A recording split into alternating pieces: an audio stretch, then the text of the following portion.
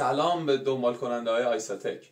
تا حالا به این توجه کردید که روی خازن‌های الکترولیت یه ولتاژی نوشته؟ به نظرتون چقدر بالاتر از اون ولتاژ رو بهش بدیم و میتونه تحمل کنه؟ بریم امتحانش کنیم. فقط قبل از اون اگر توی یوتیوب ما رو ببینید سابسکرایب و کامنت یادتون نره و اگر توی اینستا ما رو دنبال میکنید فالو و لایک فراموشتون نشه.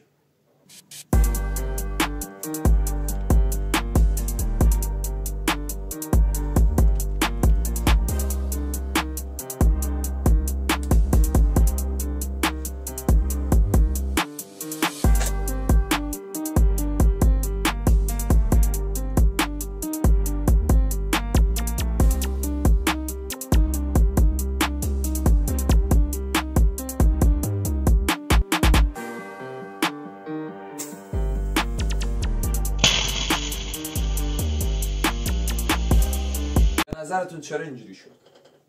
درسته، به خاطر اینکه اسید داخلش در اثر ولتاژ بالاتر تبخیر شد و اون بخار باعث شد که اون بدنه نشتی کنه و بسوزه. حالا یه سوال دیگه پیش میاد، به نظرتون اون ظرفیت خازنا که باعث تغییر سایزشون هم تا حدودی میشه میتونه اون ولتاژی که بالاتر از حد توانشون هست رو تغییر بده؟ یعنی مثلا ولتاژهای بالاتر رو به خازن‌های بزرگتر وصل کنیم ولی همچنان ولتاژ نامیش 16 ولت باشه ولی تحمل کنه و سوراخ نشه، یا اینکه برعکس خازن‌هایی که ظرفیت پایینتری دارن ولتاژ کمتر باعث انفجارشون بشه؟ بریم اینم تست کنیم.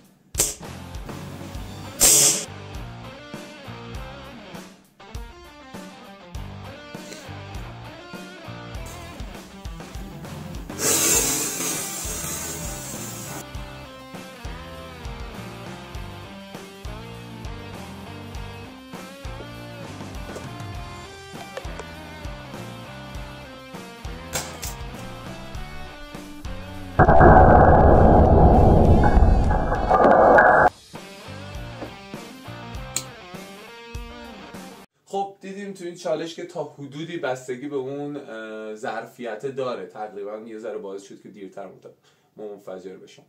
اگر از چالش خوشتون اومد حتما ما رو سابسکرایب کنید و توی کامنت ها بگید چالش بعدیمون چی باشه و چه قطعه الکترونیکی رو تست کنیم.